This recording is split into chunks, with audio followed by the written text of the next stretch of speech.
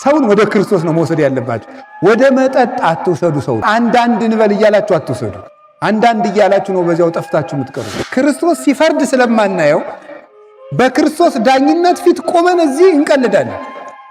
ክርስቶስ እኮ እዚህ አለ ዘመዶች። ለምንድን ነው ታዲያ ለእያንዳንዳችን እየተገለጠ ደህና ነህ ገብረ ሥላሴ፣ ደህና ነሽ ወለተ ሥላሴ የማይለን? ኩራታችን ስለማያስቀምጥ።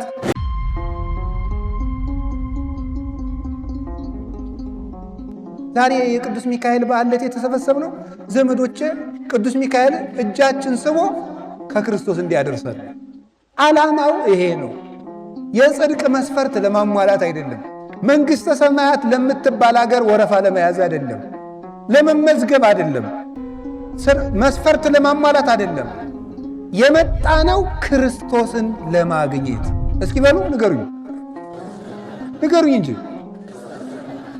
አንዳንዶቻችሁ ቤተክርስቲያን መጣችሁ ሲጋራ ሲያጨስ ያያችሁትን፣ ሲሰክር ያያችሁት፣ ሲያመነዝር ያያችሁት ድንገት እንደው አንድ ቀን ቤተክርስቲያን ብሎ ሲሳል ወይ መሰንበት እንትናም ደግሞ መጣ ትላለችሁ እናቶች። እንዴ ምን ጨነቀ? አንተ ማን ወጣ ማን ገባ ልትል መጣሃል? ማንን ፈልጋችሁ ነው የመጣችሁት? ክርስቶስን ፈልገን። ሰው የፈለገውን ያድርግ። አንዳንዱ ስግደት ይሳሳታል፣ አንዳንዱ ማማተብ ይሳሳታል፣ አንዳንዱ ይወጣል ይገባል፣ አንዳንዱ በቅዳሴ ጊዜ ይቀመጣል፣ አንዳንዱ ያቋርጣል፣ አንዳንዱ ያወራል። ዝም ብለህ አንተ እነዚያ ምንም ይበሉ ዞር አትበሉ። ክርስቶስን ፈለጋ የመጣች ነፍስ ክርስቶስን ብቻ እያሰበች ትቆማለች። ካህናቱም ቢሆን ዲያቆናቱም ቢሆን ቄሶቹም ቢሆኑ መርጌቶቹም ቢሆኑ ክርስቶስን ፍለጋ ነው የመጡት። እንዲህ አይባልም። ራሱ ዞር አይባልም። ቤተ ክርስቲያኑ ክርስቶስን ፍለጋ ነው። ወሬ አይወራም። ስልካችሁንም ዘግታችሁት ነው ሄሎ ቅዳሴ ላይ ነው የረተው እንዲህ ያለ ቅዳሴ አለ እንዴ? ቅዳሴ ላይ ነኝ ጥጋባችሁ እኮ። አሁን እንዲያው እስኪ ፍርድ ቤት ቆማችሁ አያርግባችሁ፣ ግን መድኃኒዓለም ከክስ አያድርሳችሁ። እንዲያው ፍርድ ቤት ግን ቆማችሁ እያናገራችሁ ስልካችሁን አውጣችሁ ሄሎ ጓደኛዬ ፍርድ ቤት ላይ ነህ ትላለህ።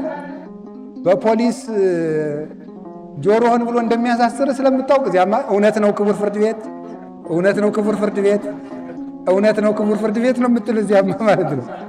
እዚያ እንደዚህ ነው።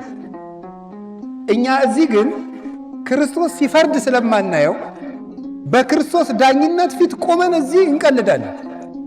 ክርስቶስ እኮ እዚህ አለ ዘመዶች። ሩቅ እንዳይመስላችሁ። የሆነ አባታችን ሆይ በሰማይ የምትኖር ስምህ ይቀደስ ስንለው ጊዜ እዚያ ላይ አይቆሞ እኛን እንደው እንደዚህ ዘቅዘቅ ቀርቆ አይ እነዚህ ልጆች እያለ የሚያይን መሰላችሁ?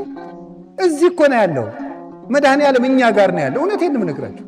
እሱ ቸር ቅርብ፣ ያደፉ ሰዎች ሁሉ ሄደው ሲታጠቡበት የማይደፈርስ ውሃ ክርስቶስ እኮ ነው። የተራቡ ነፍሳት ሁሉም በልተውት የሚጠግቡት ክርስቶስ እኮ ነው። ለደካሙት ለአንካሶች ሂዶ ምርኩዝ የሚሆናቸው ክርስቶስ እኮ ነው።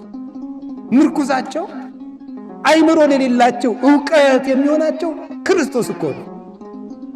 ሰው የማይንቅ ከታሰሩት ጋር አብሮ የሚታሰር፣ ከተናቁት ጋር አብሮ የሚናቅ፣ ከተራቡት ጋር የሚራብ እሱ ክርስቶስ እኮ ነው። አብሮን እኮ ነው ያለ፣ ሩቅ አይደለም። እግዚአብሔር ከኛ ጋር ክርስቶስን ፍለጋ ነው የመጣ ነው። ኢየሱስ ክርስቶስን ማንን አገኘ ነው አሉ? ኧረ በሞት ይበሉ። አቤት ኢየሱስ ክርስቶስን በሉ እንጂ ሁላችሁ በሉ፣ የናዝሬቱን በሉ ኢየሱስ ክርስቶስን በሉ እንጂ ምን አለው? አሁን ዛሬ አግኝታችሁታል። ታምናላችሁ አታምኑ? አዎ ክርስቶስን ዛሬ አግኝተነዋል። ቤተ ክርስቲያን ስትመጡ ታገኙታላችሁ። ለምንድን ነው ታዲያ ለእያንዳንዳችን እየተገለጠ ደህና ነህ ገብረ ሥላሴ፣ ደህና ነሽ ወለተ ሥላሴ የማይለን? ኩራታችን ስለማያስቀምጥ። አሁን እናንተ እንደው አሁን ክርስቶስን እንደው በህልማችሁ ብታዩት ራሱ አሁን እኔን ትሰሙኛላችሁ? አይ አባ አንተ ትለፈልፋለህ፣ እኔ ሌሊት ማንን አግኝቼ እንደመጣሁ አላወቅክ ነበር የምትሉኝ ማለት። ስለዚህ እግዚአብሔር አቅማችንን ስለሚያውቅ ነው፣ መጠናችንን ስለሚያውቅ በትህትና እንድንኖር ብሎ ነው እንጂ እንኳን ክርስቶስን በህልማችን አይተነው እንደው ሽማግሌ ቀይ ሰውዬ ካየን ራሱ ሚካኤል እየመሰለን ኩራታችን ያስቀምጣል? አያስቀምጥንም። በግራ በቀኝ እንደዚህ የሚመጣው የክርስቶስ እጅ ነው የሚወክለው። በግራ ያለው የእሱን እጅ ነው የሚወክለው። እሱ በሩ ላይ ስትገቡ ወደ ክርስቶስ እቅፍ እየገባችሁ እንደሆነ ነው ማሰብ ያለባችሁ። አሁን ያለነው ክርስቶስ እቅፍ ውስጥ ነው፣ እጆቹ ውስጥ ነን ያለነው። ዮሐንስ ወንጌል ምዕራፍ 10 ላይ እንደነገረን በጎቼን ከእጄ ሊወስዳቸው የሚችል የለም፣ አልቦ ዘይሃይደኒዮን፣ ከኔ የኔን በጎች ከኔ አውጥቶ የሚጥል የለም ይላል። የናዝሬቱን ኢየሱስን እኮ አገኘነው አለና ይዞት ሄደ። ሰውን ወደ ክርስቶስ ነው መውሰድ ያለባችሁ። ወደ መጠጥ አትውሰዱ። ሰውን እና አንዳንድ እንበል እያላችሁ አትውሰዱ። አንዳንድ እያላችሁ ነው በዚያው ጠፍታችሁ የምትቀሩት። ሰውን ለመጠጥ እናንተ ሲሆን ሰውን ወደ ቤተ ክርስቲያን ይዛችሁ ነው። ካልሆነ ደግሞ ጓደኛችሁ እንኳን መንፈሳዊ ሕይወት ሲጀምር አታሸማቁት። እጨጌ ቄሴ ደግሞ ከመቸለቱ ልጅ ነው ኧረ እባክህ አታስቀኝና ዝም ብለህ እያላችሁ እያሳቀቃችሁ ሰው እንደ ከብት የሚበላ የነበረው አቡነ ብሎ ሲበላ ታሸማቀቁታላችሁ። ይሰክር የነበረ ሰው ስካሩን ትቶ ቤተክርስቲያን መምጣት ሲጀምር እናሸማቀቀዋለን። እንደ ፊልጶስ ሰውን ቤተ ክርስቲያኑ ይዞ መሄድ ናማ ኢየሱስ ክርስቶስን አገኘነው አለው። የወሰደና አንተ አለው ቦኑ ይትካሃል ከመ ብእሲ ሄር ይጻ እምናዝሬት፣ ከናዝሬት ደግ ሰው ሊወጣ ይችላል አለው። እስቲ በሉ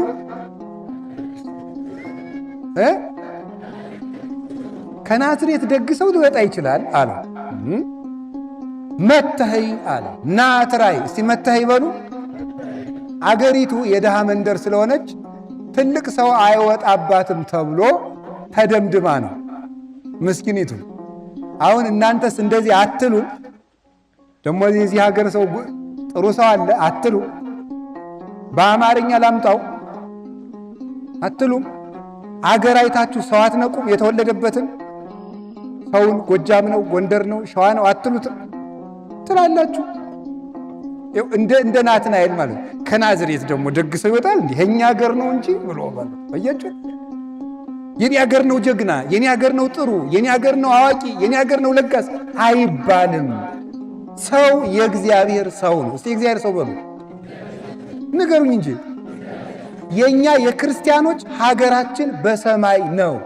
ፊልጵስዩስ ምዕራፍ 3 ቁጥር 18 ሸዋ ስለሆንክ የምታገኘው መንግሥተ ሰማያት የለም። ለጎንደሬ የተዘጋጀ መንግሥተ ሰማያት የለም። ለጎጃሜ የተዘጋጀ መንግሥተ ሰማያት የለም። ለክርስቲያን የተዘጋጀ መንግሥተ ሰማያት ብቻ ነው ያለው።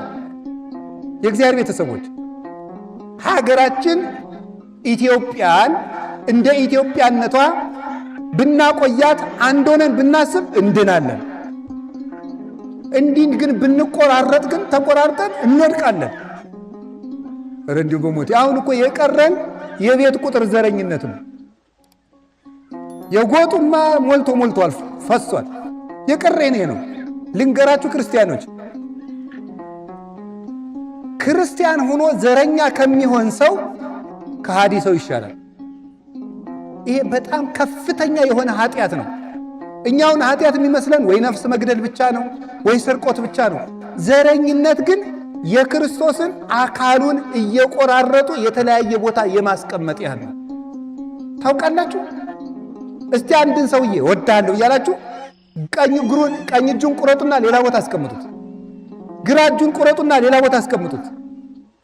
አይኑን አውጡና ትወዱታላችሁ ይባላል። እንዲህ ብታረጉ ቤተ ክርስቲያን የክርስቶስ አካል ናት።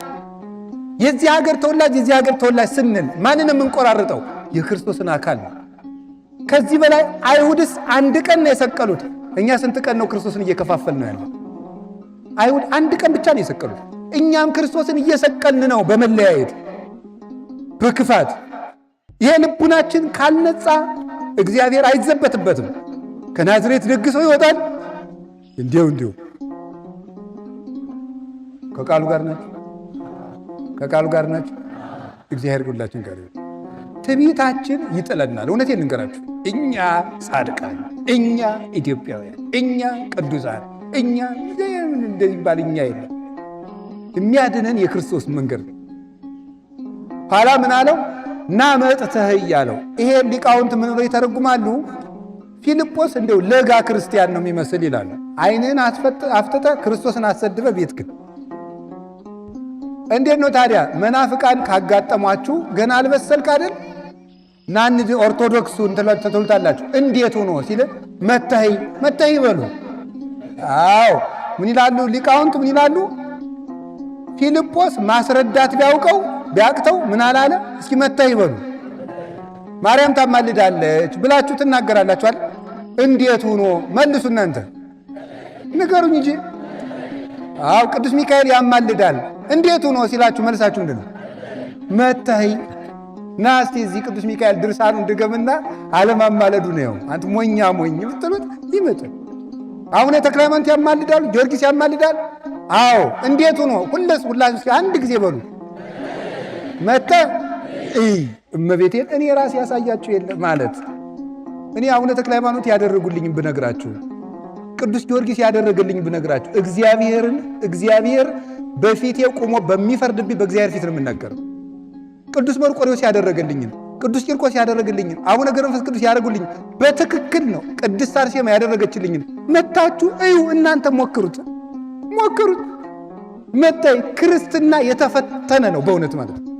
የተፈተነ የታወቀ የተረዳ ነው። እውነቴን ነው የምነግራችሁ። ከቃሉ ጋር ናችሁ። አሁን አንድ ሰው ነው የነገረኝ። ሌባ ከግቢው ገብቶ ጠዋት ከግቢው ውስጥ ቆሞ ተገኘ። ምን ሆነ ነው ያልወጣ ሲባል ሰውየው ለካ ከቤተ ክርስቲያኑ ግቢ አንድ የቅዱሳን ስዕል ሰቅሏል። እኒህ ሰውዬ አልሰደኝ ብለው ነው ያለ ሌባው ማለት ነው። አላንቀሳቀሰኝ ብለው አሁን ድረስ ይደረጋል።